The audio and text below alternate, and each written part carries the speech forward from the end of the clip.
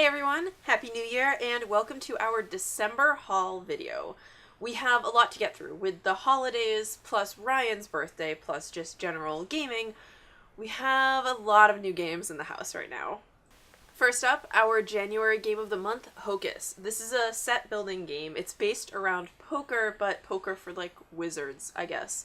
It looks really fun and it looks really cute. The artwork is amazing, and I've been hearing a lot about it, so we are super excited that we get to feature that one this month. So we have King Chocolate, that came in the Mayfair box, and this is a game all about building a supply chain to set up your chocolate empire, cutting other people out of the production and trying to get the most money and resources for yourself.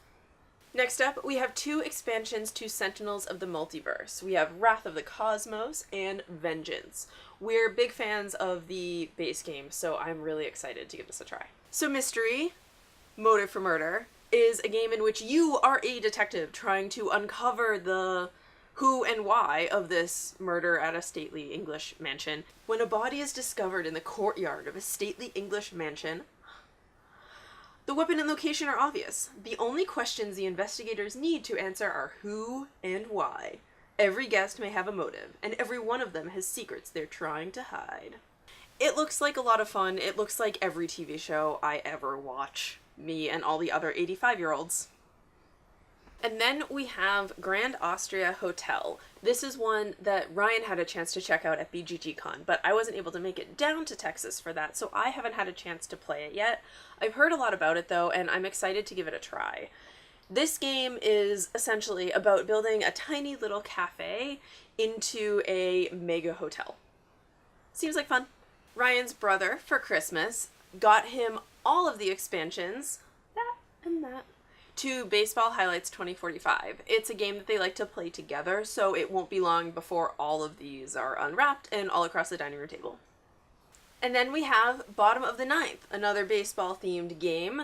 This one is interesting because we saw it first at PAX a few years ago, and it's like very preliminary stages, so it's always fun to see how games develop. We backed this one on Kickstarter ourselves. It looks really interesting. So in Bottom of the Ninth, you are playing the final part of the ninth inning, where one player is trying to get a final score and one player is trying to get them out.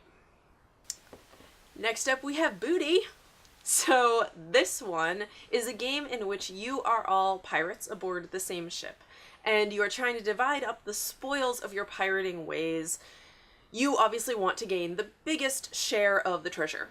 What's cool about this, just on first glance, is that the image on the front of the game box features two female pirates, which, since it has been alleged in the game industry before that there were no female pirates. We also got St. Petersburg. This is, in case you couldn't tell by looking at it, a Euro worker placement game. It's all about building up the city of St. Petersburg during its heyday, so trying to build palaces. The thing that really stands out about this game is how incredibly useful your low-level workers can be. So you might run into instances where you have to get rid of something of more value in order to obtain more of the lower-level workers. Next up we have Hive. This was another gift over the holiday season. It's a two-player tactical game about bees. Both players are bees, swarms of bees, essentially. And the goal is to surround the other player's queen bee by placing tiles in strategic locations. Like a lot of other two-player tactical games, it is more abstract than not, even though there is a theme, but I've heard super great things about this from a lot of people, so I'm excited to give it a try. Time Stories. This was actually one of Ryan's Christmas presents to me.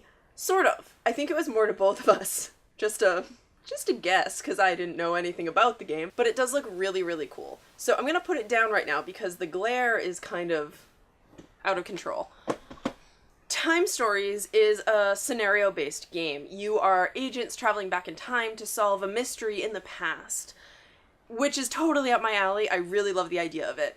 It is a little contentious because obviously once you solve a scenario, once you solve the mystery, you can't really go back and play it again. It's just like watching a murder mystery on TV, which, as you'll know before, I'm fond of.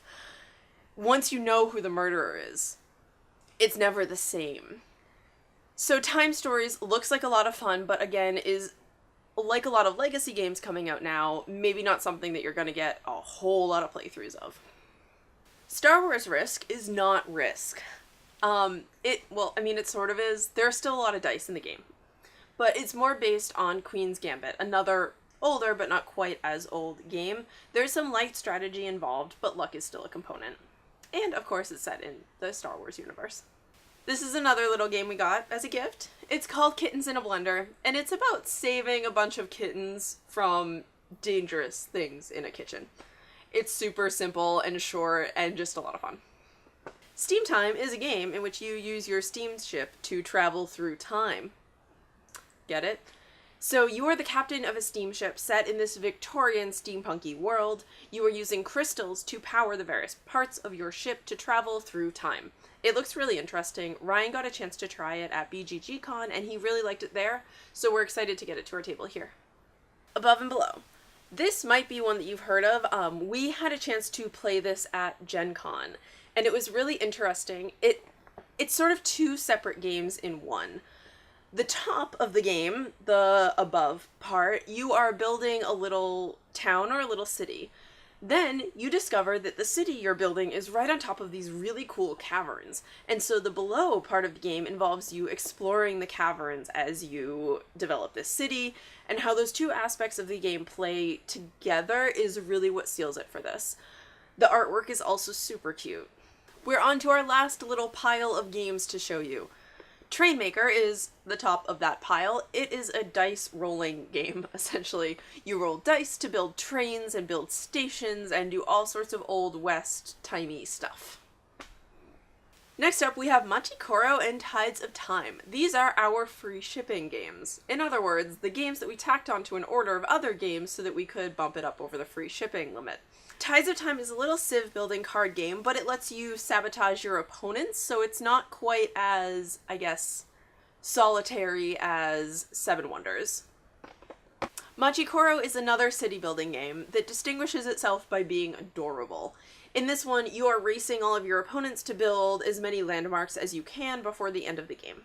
Mage Wars Academy, you might recognize the name. This is a stripped-down version of Mage Wars, the big, huge tactical game.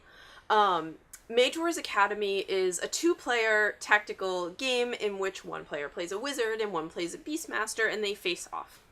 Libertalia is a pirate game in which you are the captain of a pirate ship and you have a crew. The game plays over a couple different campaigns, and you keep the same crew every time. It's a little bit scenario-based. It also seems a little bit like a precursor to some of the legacy games we see today. And the whole goal of the game is to end with the most booty, again. I love that word. Our last game is Fury of Dracula. This is one I've been wanting to get my hands on for a really long time. It was just re-released, so finally it's back out in public again. It reminds me a little bit of Scotland Yard. It's an asymmetrical game in which one player plays Dracula, roaming secretly around Europe, making more baby Draculas, and doing other vampire things. The other players play vampire hunters, trying to track down Dracula before he, I guess, does all sorts of evil things in evilness. So all of those games are really, really cool, but I think my favorite Cardboard Republic / board gaming gift we got this year is this awesome sign that Ryan's sister made for us. Can you see that? It's really, really cool. We are going to find a place to hang it as soon as we can. But anyway, that is our December haul video. There were a ton of games, I know. I don't know when we're going to have a chance to play them all, but we will, because we are dedicated. We will take this one for the collective Cardboard Republic team and play all of these games. Thank you so much for sticking with us through all of that. If you like what you see, please subscribe and hit like below so that we know we can bring you more and more awesome content. Bye! Libertalia is not about tulips. It's about pirates, which are almost as good. Fast-paced strategy card game of magical combat. In this game, one player is the pitcher. I don't understand baseball. Team wants to hit balls more. The other team wants to miss balls more. Am I describing this right?